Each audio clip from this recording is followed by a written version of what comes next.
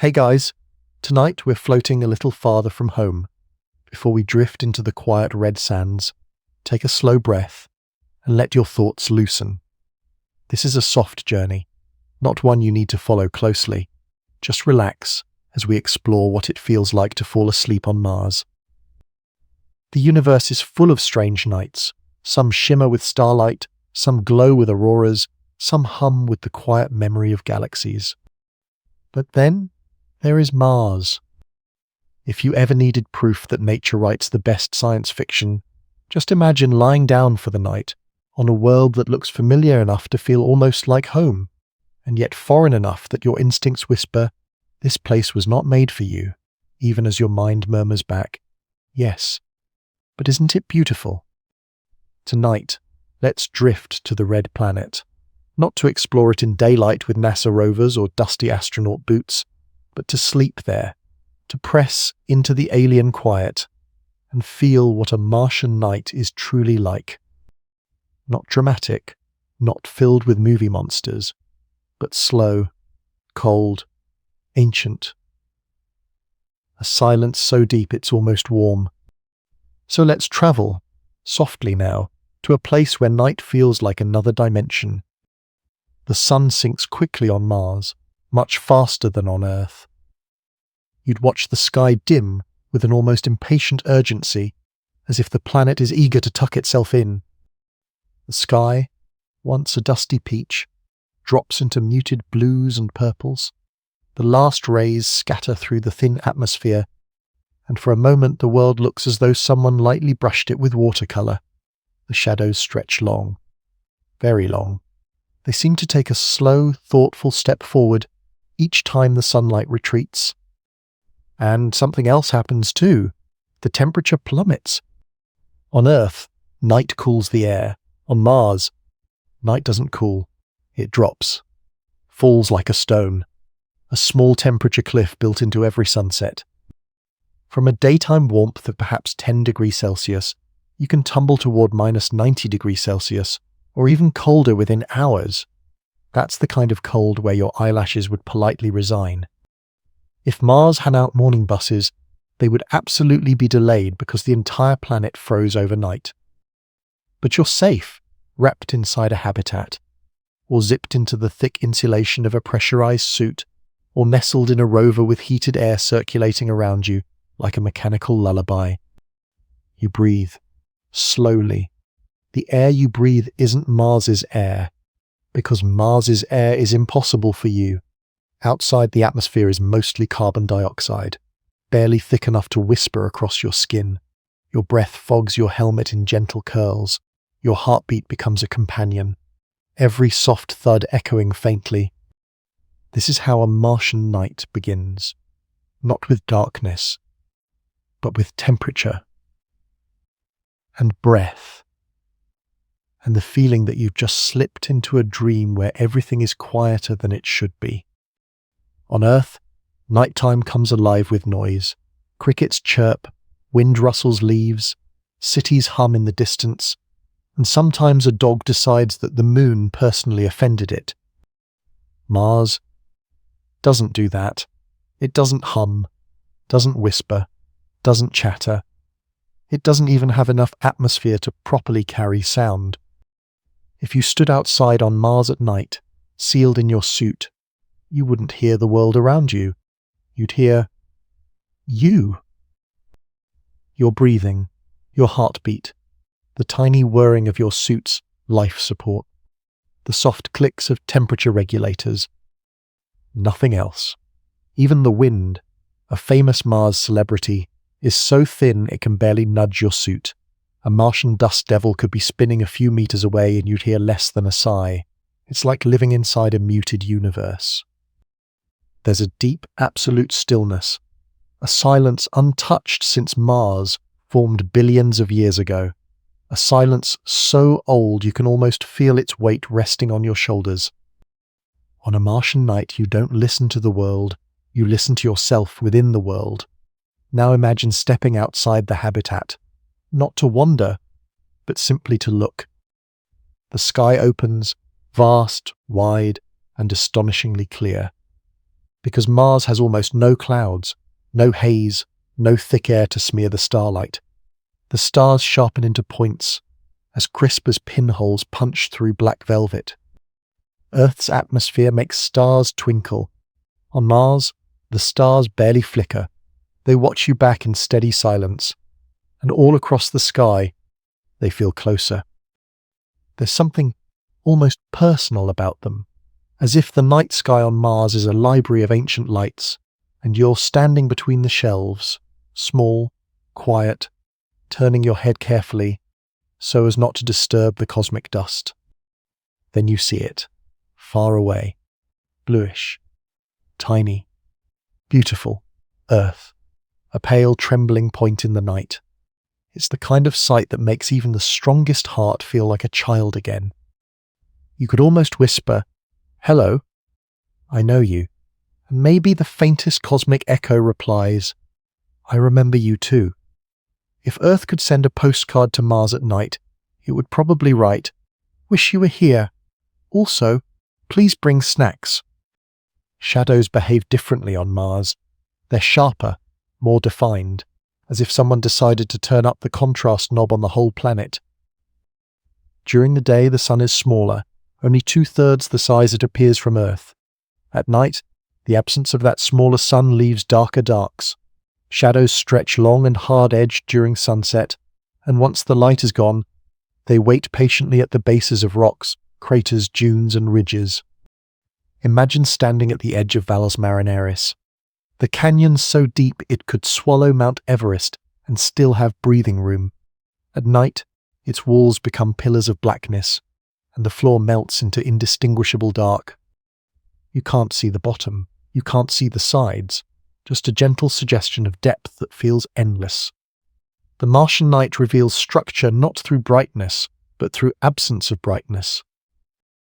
The craters become bowls of ink, the dunes become ripples of shadow. Boulders look like frozen thoughts scattered across a red desert. And yet, despite the darkness, you never feel unsafe. The silence carries its own comfort. Nothing moves here, except time. On Mars, cold is not a background condition. It's a personality, a character, an old, quiet companion that sits beside you through the night. During a Martian night, temperatures can drop so low that even carbon dioxide freezes. The atmosphere itself becomes frost. In some regions, the ground develops a thin white layer, not snow, not ice, but carbon dioxide crystals. It's like the planet is exhaling in slow, shimmering breaths. You step lightly. The crunch beneath your boots is subtle, sharp, delicate. If sound carried better, it might ring like glass.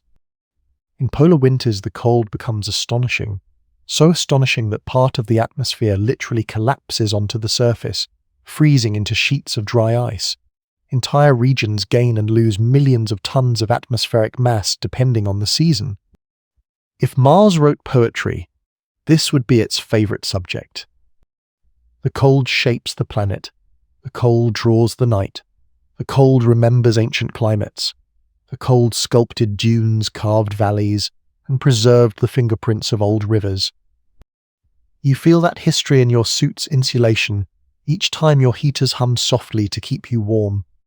Inside a habitat, nighttime feels different, safer, warmer, but still unmistakably Martian.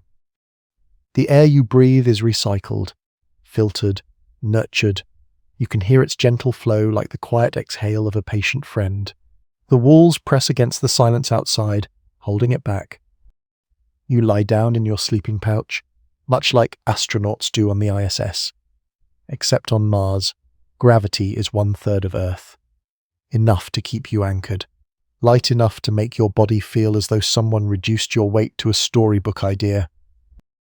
Dreams come differently. Some astronauts predict dreams on Mars will drift, lighter, slower, more floaty. You might dream of walking effortlessly, or leaping, or floating just enough that your feet barely kiss the ground each step. Your body relaxes as the habitat's lights dim to amber, and the Martian night hums against the walls, Some nights you hear dust tapping softly, very, very softly, like someone gently flicking powdered sugar against a window. Even dust storms, famous for their drama, sound muted from the inside, more like a polite shuffle than a roar. Mars storms are the universe's equivalent of someone angrily waving a tissue. All bluster, very little actual force. But they're beautiful. Even at night. Especially at night. Martian dust storms don't rage constantly. Some nights are calm, still, and stunningly clear. But on the nights when a storm does roll in, you'll notice the world turning dim even before sunset finishes. Dust rises, building layer upon layer of orange haze. It obscures Phobos and Deimos, the Martian moons. It dims the stars. And then, strangely, it creates a kind of filtered twilight. A night that is not fully night. You step to the window. The landscape looks like it's covered in smoky ink. The glow of your habitat lights shimmer faintly against the dust outside, as if the world is exhaling slow breaths of fireflies. You might feel the faintest patter on the walls, but nothing alarming. Even in the greatest storms, Martian winds are gentle, just thin, persistent fingers brushing the habitat. Unlike Earth storms, which shove, slam, and shout, Martian storms nudge. The dust settles slowly, softly, like a billion sighs. And sometimes the storm clears enough that you can step outside and watch the dust dance in your headlamp beams, tiny grains glittering like falling stars. Martian storms may be dramatic from space, but inside the night, they're calm companions. On Earth, the moon dominates the night sky, big, bright, undeniable. On Mars, the moons are small, humble, almost shy. Phobos moves fast, really fast. It crosses the entire sky in just 4 hours and 15 minutes. If you're lying outside in a sleeping bag, not recommended on Mars, but let's imagine, Phobos would drift across the night like a pale pebble, skimming the heavens in soft arcs. Deimos drifts slowly, deliberately, as though it's trying not to disturb anyone. Both moons cast slender shadows, barely visible. Their light is delicate, not bold. Phobos sometimes causes little eclipses during the day, but at night it behaves like a shy companion, and it occasionally peeks over your shoulder and hurries along.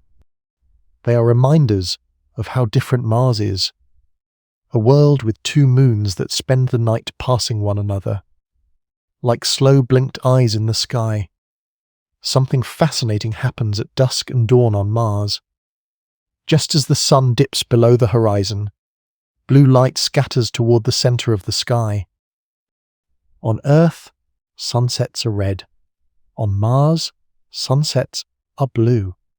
A soft, cool ring of color surrounds the sun, like a delicate halo. Imagine lying back, helmet on, and watching the last light of day fade into a tranquil wash of cerulean. A blue sunset on a red desert. It's the kind of contradiction that feels almost poetic, like the planet is whispering. Even I can surprise you, and at night the blue fades, and the stars sharpen into view. The air chills, the rocks cool, dust settles, silence thickens. The desert seems to breathe. Sleeping on Mars carries another dimension, a palpable sense of history. Every rock you rest beside, every dune you camp near, every crater beyond your window is older than anything on Earth's surface. Earth recycles itself. Erosion smooths. Water reshapes. Volcanoes rebuild. Mars froze, literally and metaphorically. The landscape is a library of untouched pages, stacked mile after mile. If you slept at the edge of Jezero crater, where the Perseverance rover now explores, Your dreams would drift over sediment, deposited by rivers billions of years old. Rivers that may have carried life. Rivers that dried before any human ancestor even had eyes. That sense of age settles into you at night, not heavy, not frightening, just steady, like sleeping on a planet that remembers everything and yet holds its memories gently. Mars at night is both ancient and newborn, a planet that stopped changing and a world humans are only beginning to rediscover. Now imagine drifting towards sleep on Mars. Your body weighs less, muscles loosen differently, your chest rises and falls with a fraction of the effort. The reduced gravity changes your posture, your spine stretches slightly, your limbs rest lighter against your sleeping bag. Your dreams soften. Your mind begins to float, not metaphysically, but physically. You wake occasionally, realizing your arm has drifted upward in your sleep, as if it forgot it belonged to gravity. Some nights, you might dream of walking across the Martian plains, each step a slow bounce, each breath a quiet cloud, each moment tinged with surreal calm. Some astronauts predict that dreaming on Mars will feel like dreaming underwater, slow, buoyant, echoing, and when you open your eyes, you'll see the dim interior of your habitat cabin washed in warm amber light, with the Martian night pressing gently against the walls. Midnight on Mars is not like midnight on Earth. It feels longer, wider, older. The cold deepens, the stars settle, dust rests. Even electronic systems hum a little quieter in the brittle cold. You step outside, your boots crunch lightly on frost, your lights cast crisp arcs across red dust and reveal the faint glitter of CO-seconal crystals. You stand still, not moving, just breathing. Your hands float slightly in your gloves. Your heartbeat becomes the soundtrack. Your breath clouds the visor in soft ghost-like rings. And it hits you. You are standing on another planet in the middle of the night, not dreaming, not imagining, living. There is no wind roaring past your ears, no rustling grass, no nocturnal animals shifting in the dark. Just you, a small creature on a vast world, a quiet visitor in a sleeping desert, and somehow, instead of feeling lonely, you feel included, as though Mars in its stillness is saying, "Stay as long as you like. The night is big enough for both of us." What would it feel like emotionally to sleep there, to wake there, to exist in a place so empty and so full at the same time? You might think the isolation would be overwhelming, and at times it could be, but the night on Mars has a strange ability to simplify everything.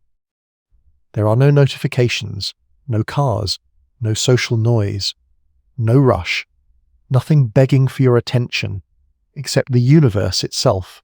You become aware of your breath, of your heartbeat, of your thoughts loosening like threads, of your senses tuning gently inward. Mars forces a kind of mindfulness you don't have to work to achieve. You simply exist in quiet, in patience, in vastness. You realize how small you are, and in the same moment, how significant your awareness is. Because on Mars, the human mind isn't background noise. It's the spark, the warmth, the only thing awake in a sleeping world. Suppose, just to imagine, you slept outside on Mars with nothing but a transparent dome above you. You lie on a slight incline in the dust. The night sky is a silent masterpiece. Your breath fogs the inside of your bubble in slow, gentle puffs. Stars watch quietly. Phobos skims overhead. The desert glows faintly with the reflected light of distant galaxies. Your mind drifts over possibilities. Could life have once walked here, swum here, breathed here? Could life still be hiding somewhere underground, asleep like the planet itself? If microbes exist on Mars, they're probably annoyed that humans keep checking in like unexpected landlords.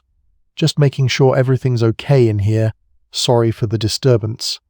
But you drift back into calm. You watch your own reflection blend with starlight on the inside of your dome, and the world becomes quiet again. Morning on Mars arrives quietly. No birds, no city murmurs, no engines in the distance, no neighbors starting a blender at 6 a.m., which may be Mars' greatest selling point. The sun rises smaller, weaker, but beautifully crisp. Its light spills across the plains like thin gold poured over rust-red sand. The warmth is slow, very slow. It doesn't embrace the world immediately.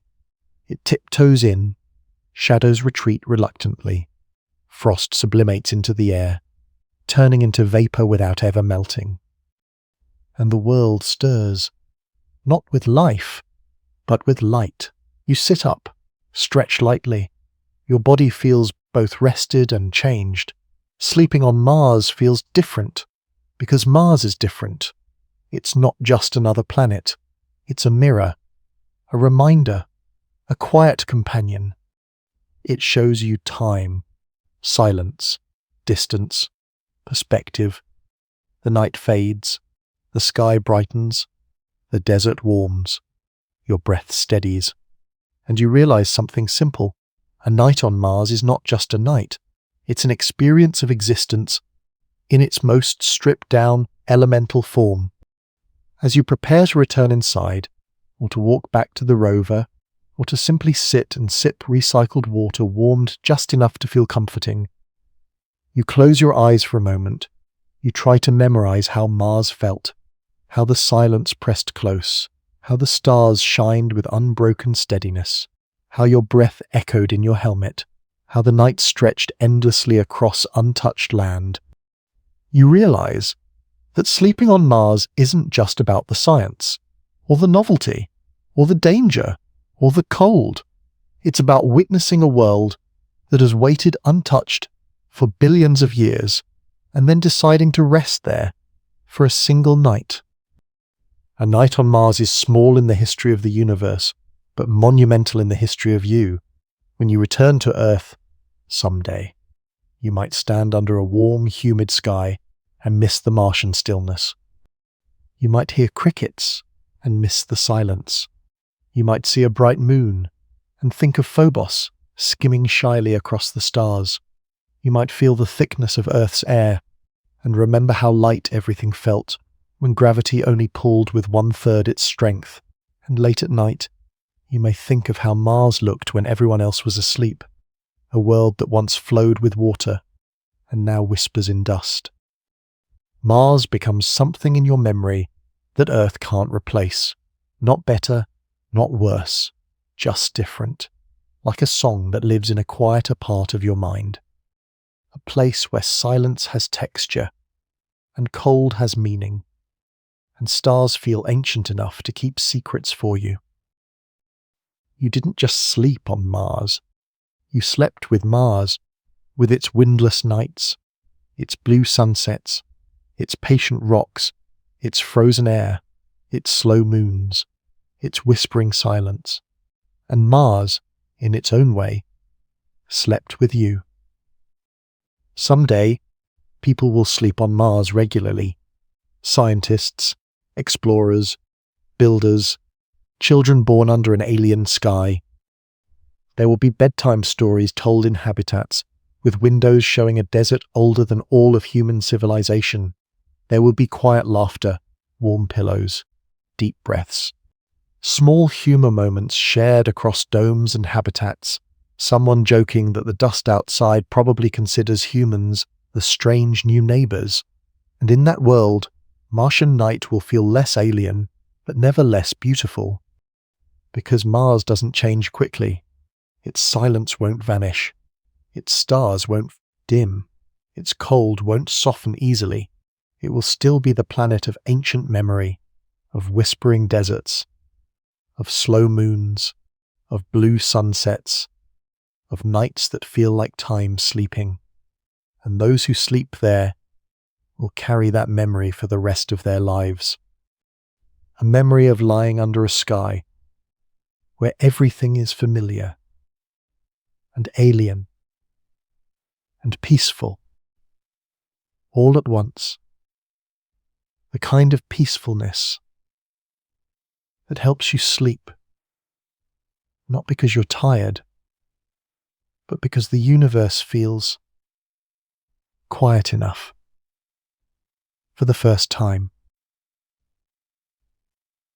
The calm cosmic continues, even with your eyes closed. Float softly now. The night is yours to rest in.